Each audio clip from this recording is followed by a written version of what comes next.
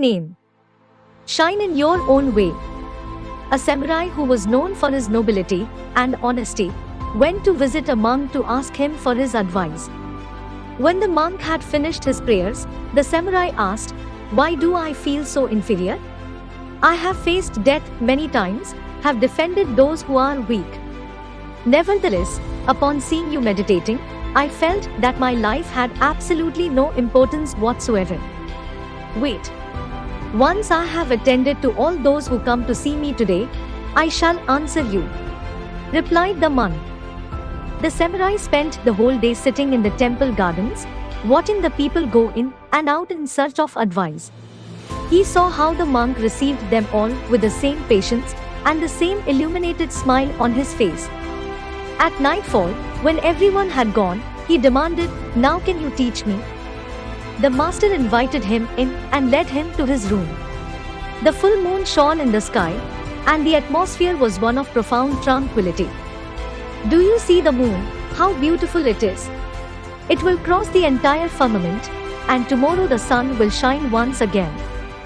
But sunlight is much brighter, and can show the details of the landscape around us, trees, mountains, clouds.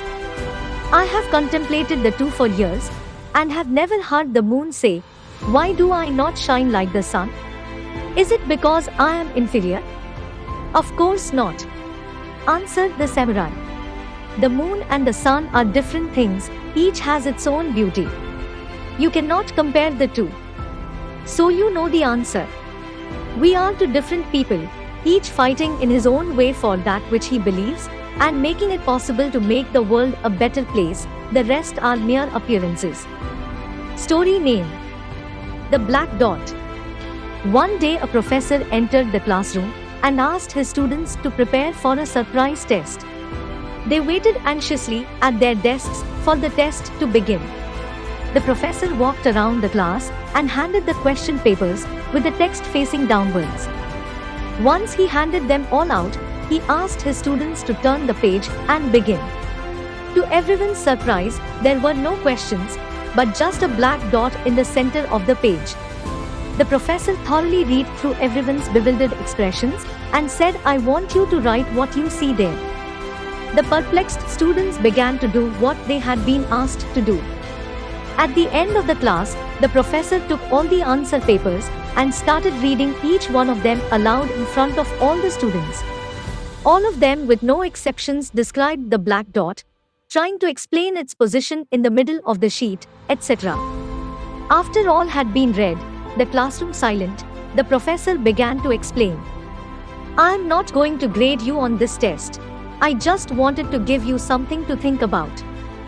No one wrote about the white part of the paper. Everyone focused on the black dot, and the same happens in our lives. This is exactly what we aim to do with our lives. We have a white paper to hold onto and enjoy, but we are so busy contemplating about the dark spots that's in there. Life is a special gift, and we will always have reasons to celebrate. It is changing and renewing every day: our friends, jobs, livelihood, love, family, the miracles we see every day. And yet we insist on focusing only on the dark spots, the health issues that are bothering us, the money that we need to have, the luxuries we don't have, complications in any relationship, problems with a family member, the disappointment with a friend, and so on. You need to realize that the dark spots are very small and only few. And yet we allow these to pollute our minds. Take your eyes away from the black spots in your life. Enjoy each one of your blessings, each moment that life gives you. Be happy and live a life positively. Story name: The King's Painting. Once upon a time, there was a kingdom where there lived a king who only had one leg and one eye. But his skill, intelligence, and generosity made him a competent ruler. As a result, the people in his kingdom lived a joyful and healthy life under his rule.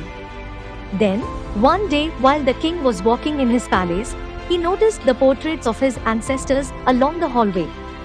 The paintings of his ancestors sparked a thought in the king's mind. He thought that his children would walk the same corridor one day, and remember all the ancestors through these portraits. But the king never had his portrait painted because he had never thought of getting one. No one had ever suggested he get one painted because they were unsure how it would turn out due to his physical abnormalities. The king wanted a portrait of him because he wished his younger generation to remember him when they see his painting. So the king sent an invitation to all the painters from across the kingdoms to his court. He announced that he wanted a beautiful portrait made of himself that would be placed in the palace. So any painter who wants to paint his picture should come forward. The painter will be rewarded based on how good the painting will turn out. The painters started to panic and thought about making the king with only one leg and one eye look beautiful. How can his picture be beautiful? It is not possible. They were also scared that the king may get angry and punish them if the portrait did not turn out beautiful. So one by one, all the painters started to make excuses and politely declined to make a painting of the king. But one young painter raised his hand and said that he would make a beautiful portrait of the king that the king would like. The king was finally happy hearing that at least one of the painters was interested in making his painting. The other painters got curious about how this young painter would make a beautiful painting of the king. King excitedly permitted him, and the painter started drawing the portrait. He then filled the drawing with paints. Finally, after a long wait, he said that the picture was ready.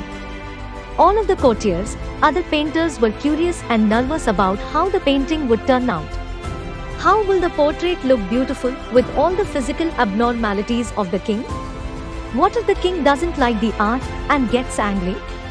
They curiously waited for the big reveal. Finally, the painter uncovered the painting in front of the court. Everyone in the court, including the king, was left stunned, looking at the picture. The young painter had made a portrait in which the king was sitting on the horse, on the one leg side, holding his bow and aiming the arrow with his one eye closed. Indeed, archery and horse riding were few of the skills the king possessed. Nevertheless, the king was delighted to see that the painter had made a beautiful portrait by creatively presenting the king's abnormalities. The king adored the picture, and the painter received a very generous reward. Indeed, it was a beautiful portrait. How beautiful the world will look if we could ignore others' weaknesses and celebrate their strength. The world will be more beautiful if you ignore the flaws in others and see their strength.